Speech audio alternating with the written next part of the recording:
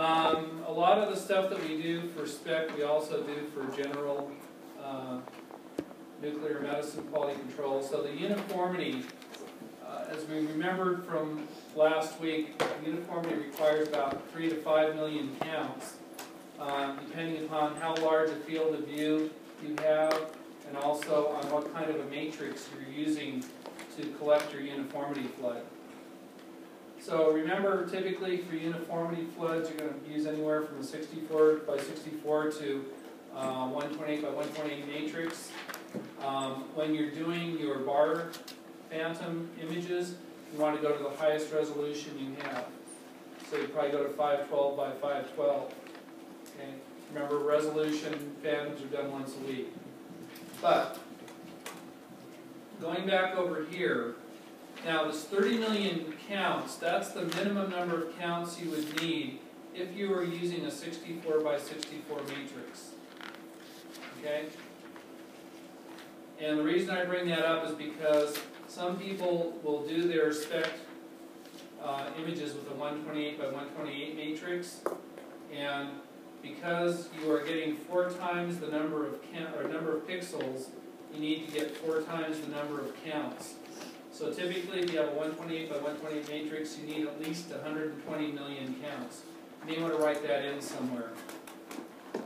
Okay, the number of counts that you actually acquire for spec uniformity is dependent on the matrix size that you're using.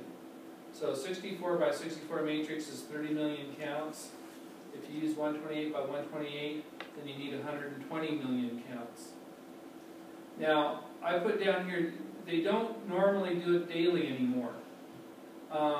When we first started using SPECT, the requirement was any day that you do a SPECT study, you have to do a uniformity flood. The problem with that is, how long does it take to acquire one of these things? Huh? Yeah, most people, at the end of the day, when you leave the department, they start the acquisition, and then usually when they come back in the morning of the next day, it's done. Yeah, it's a long time. So, but I mean, again, there's a big difference, because for general nuclear medicine, what's our standard of error? 95%. Okay, we want 95% statistical reliability. How many counts is that, by the way? 10. It's 40,000 for 1% error. How much for 5% error? 10,000 counts, right? Remember the way you calculated the number of counts, 40,000, which is constant, divided by the percent error squared. So 40,000 divided by 5 squared is 10,000 counts. Okay. With SPECT imaging, we can only allow 1% error. That's why we're going for so many more counts. And so 1% uniformity is very important for us. Okay?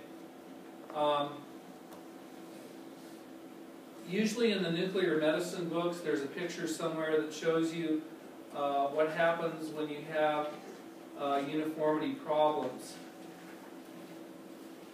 And I'm going to see if I can find a picture of it here. You get what they call a bullseye artifact. You have rings of, it looks like literally a bullseye. And unfortunately, I don't have a picture of one here. Let me see if I can find one real quick. Okay. If somebody knows some good stories, why don't you